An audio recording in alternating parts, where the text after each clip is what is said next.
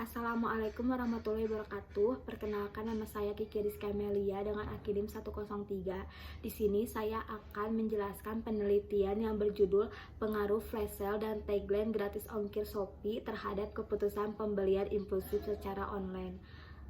Yang pertama ada latar belakang penelitian. Seiring dengan berkembangnya internet dan penggunaan internet semakin meningkat dari tahun ke tahun, maka semakin berkembang pula e-commerce di Indonesia. Lembaga riset asal Inggris menulis daftar 10 negara dengan pertumbuhan e-commerce tercepat di dunia. Indonesia memimpin jajaran negara-negara tersebut dengan pertumbuhan 88,1% dan disusul oleh Inggris di peringkat kedua. Jumlah pengguna internet di Indonesia yang lebih dari 100 juta pengguna menjadi salah satu kekuatan yang mendorong pertumbuhan e-commerce. Pertumbuhan bisnis e-commerce yang semakin besar dan cepat di Indonesia menyebabkan banyaknya e-commerce lain bermunculan, serta menawarkan keuntungan dan kemudahan yang beragam, serta memunculkan persaingan yang semakin sengit antar e-commerce besar di Indonesia, dan merebutkan peringkat pertama dari berbagai aspek. Salah satu e-commerce penyedia toko online terbesar di Indonesia adalah Shopee. Penelitian ini dilatar belakangi mahasiswa Universitas Jenderal Ahmad Yani yang menggunakan aplikasi Shopee. Yang kedua ada kerangka pemikiran. Bisa dilihat di samping saya ada bagan kerangka pemikirannya. Dalam penelitian ini terdapat beberapa variabel-variabel yang telah dijadikan sebagai landasan dan teori penelitian. Variabel X1 dari penelitian ini adalah flash sale atau promosi penjualan. Variabel X2 dari penelitian ini adalah tagline gratis ongkir Shopee. Dan variabel Y dari penelitian ini yaitu pembelian impulsif. Selanjutnya ada metodologi penelitian. Pertama ada jenis dan sumber data. Jenis penelitian yang dilakukan dalam penelitian ini adalah jenis penelitian deskriptif, kuantitatif yang diklasifikasikan, konkret, teramati, independen, dan cenderung bebas yang mendeskripsikan sebab akibat. Kedua ada sumber data. Sumber data ini terbagi menjadi dua, data primer dan data sekunder. Data primer, pada penelitian ini penulis menggunakan kuesioner melalui Google Form yang dibagikan kepada mahasiswa pengguna Shopee yang ada di Universitas Jenderal Ahmad Yani. Data sekunder yang digunakan dalam penelitian ini diperoleh melalui dokumen-dokumen kepustakaan, penelitian terdahulu, dan data-data yang melalui internet. Selanjutnya ada operasional variabel. Menurut Sugiono tahun 2013, didefinisikan operasional variabel adalah suatu atribut atau sifat atau nilai dari orang, objek, dan kegiatan yang mempunyai variasi tertentu yang ditetapkan oleh peneliti untuk dipelajari kemudian dan disimpulkannya. Dalam penelitian ini, variabel yang digunakan terdiri dari variabel X1 yaitu flash sale, X2 adalah tagline gratis ongkir, dan Y-nya adalah pembelian impulsif.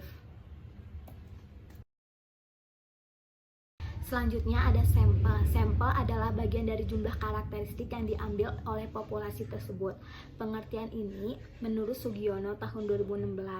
Sampel yang diambil dari populasi harus benar-benar representatif atau mewakili dari populasi, karena kesimpulan yang ditarik akan diberlakukan untuk populasi. Teknik pengambilan sampel yang akan digunakan dalam penelitian ini adalah teknik non-probability sampling, di mana peneliti tidak memberikan kesempatan untuk dipilih, kesempatan atau peluang yang sama bagi setiap anggota populasi untuk dipilih menjadi sampel.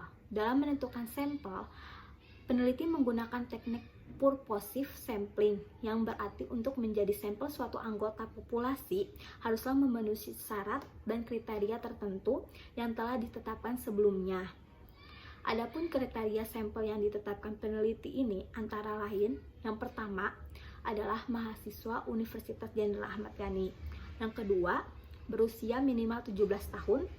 Yang ketiga, menggunakan aplikasi Shopee. Yang terakhir adalah pernah melakukan pembelian Shopee minimal 2 kali. Selanjutnya ada teknik pengumpulan data. Teknik pengumpulan data ini dilakukan dengan cara menyebarkan kuesioner kepada mahasiswa Universitas Jenderal Ahmad Yani. Kuesioner ini merupakan daftar yang berisi beberapa pertanyaan mengenai suatu hal. Kegunaan dari kuesioner ini yaitu untuk mendapatkan jawaban dari para responden. Metode berbentuk rangkaian pertanyaan yang disusun secara sistematis dalam sebuah daftar pertanyaan. kemudian diberikan kepada responden untuk diisi. Selanjutnya ada teknik pengolahan data. Teknik pengolahan data pada penelitian ini menggunakan analisis regresi linear berganda. Menurut Umi Narimawati tahun 2008, menjelaskan bahwa regresi linear berganda adalah suatu analisis asosiasi yang digunakan secara bersamaan untuk meneliti pengaruh dua atau lebih variabel bebas terhadap suatu variabel tergantung dengan skala interval. Hal ini menunjukkan hubungan antara variabel bebas yaitu X1 dan X2 terhadap variabel tetapnya yaitu Y, sehingga dapat mengetahui pengaruh flash sale dan tagline gratis ongkir Shopee terhadap keputusan pembelian impulsif. Selanjutnya ada teknik analisis data. Yang pertama ada uji instrumen. Uji instrumen ini dilakukan untuk menguji pernyataan dalam kuesioner atau angket yang telah dibuat sebelumnya oleh penulis dalam meneliti pengaruh flash sale dan tagline gratis ongkir Shopee terhadap keputusan pembelian impulsif pada mahasiswa pengguna Shopee di Universitas Jenderal Ahmad Yani. Uji instrumen ini dilakukan untuk mengetahui kelayakan instrumen tersebut, sehingga dapat digunakan sebagai instrumen dalam penelitian. Uji instrumen ini dilakukan melalui uji validitas dan uji reliabilitas. Nah, uji validitas ini dilakukan untuk menguji kemampuan dari instrumen untuk mengukur secara aktual apa yang seharusnya diukur dan tidak ada kesalahan dalam penarikan kesimpulan dari data. Instrumen ini dikatakan valid atau sah apabila instrumen tersebut bisa mengukur apa yang hendak diukur. Yang kedua, ada uji reliabilitas. Secara umum, reliabilitas dari suatu pengukur menunjukkan bahwa pengukuran yang dilakukan bebas dari kesalahan atau tanpa bias dan pengukuran. Mahasiswa Universitas Jenderal Ahmad Yani tersebut konsisten dari waktu ke waktu dan menggunakan item pada instrumen yang sama. Selanjutnya ada uji asumsi klasik. Yang pertama ada uji normalitas.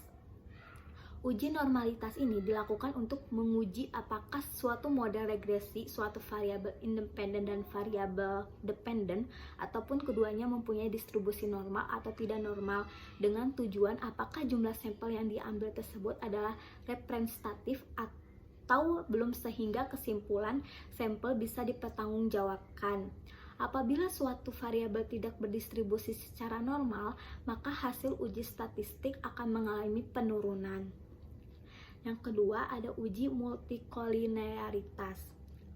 Uji multikolinearitas ini dilakukan untuk membuktikan atau menguji atau tidaknya interkolerasi atau hubungan yang kuat antar variabel bebas atau independen. Pengujian ini dilakukan dengan menggunakan analisis regresi linear berganda, yang berarti akan mempengaruhi variabel terikatnya atau dependen. Pendugaan tersebut akan dapat dipertanggungjawabkan apabila terjadinya interkolerasi di antara variabel-variabel independen.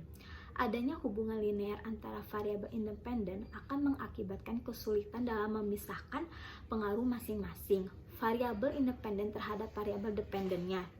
Model regresi yang baik seharusnya tidak terjadi interkolerasi di antara variabel independen atau tidak adanya multikolinearitas. Yang terakhir ada uji heterokedasitisitas. Uji heteroskedastisitas ini dimaksudkan untuk mengetahui apakah variasi residual absolut sama atau tidak sama untuk semua pengamatan. Apabila asumsi tidak terjadinya heterokedasitisitas ini tidak terpenuhi, maka akan berakibat pada sebuah keraguan atau ketidakakuratan pada suatu hasil analisis regresi yang dilakukan. Suatu model regresi yang baik adalah tidak terjadi gejala heteroskedasitisitas. Yang terakhir ada waktu dan lokasi penelitian. Waktu penelitian ini selama 15 hari, mulai dari tanggal 23 Oktober 2021 sampai 6 November 2021. Lokasi penelitian ini dilakukan di daerah Cimahi, tepatnya di Universitas Jenderal Ahmad Yani. Sekian presentasi dari saya. Mohon maaf bila ada kekurangan dan kesalahan kata. Wassalamualaikum warahmatullahi wabarakatuh.